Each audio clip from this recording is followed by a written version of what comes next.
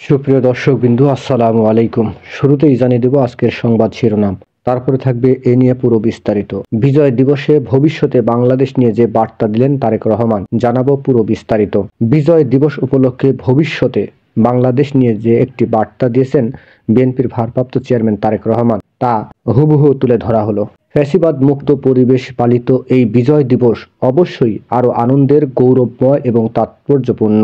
আমি দৃঢ়ভাবে বিশ্বাস করি যে ভবিষ্যতে বাংলাদেশের প্রতিটি স্বাধীনতা ও বিজয় দিবস জনগণের প্রতি রাষ্ট্র ও সংস্কারের দায়িত্বের অঙ্গীকারের প্রতীক হবে।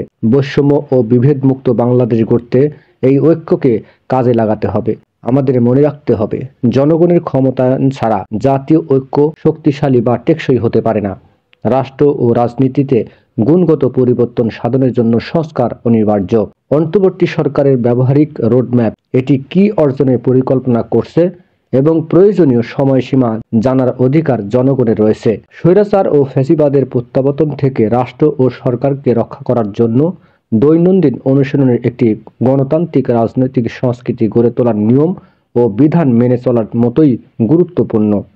একটি পাবলিক ম্যান্ডেটের মাধ্যমে জনগণের আকাঙ্ক্ষা প্রতিফলিত করতে প্রতিশ্রুতিবদ্ধ নির্বাচিত প্রতিনিধিদের সমন্বয়ে একটি গঠিত সংসদ রাষ্ট্র ও সমাজ উভয় ক্ষেত্রেই গণতান্ত্রিক শাসনের ভিত্তি হিসেবে কাজ করে। জনগণের রাজনৈতিক ক্ষমতা সত্যিকার অর্থে সুরক্ষিত হয় যখন একটি জবাবদিহিমূলক সরকার এবং কার্যকর সংসদ মিলেমিশে কাজ করে।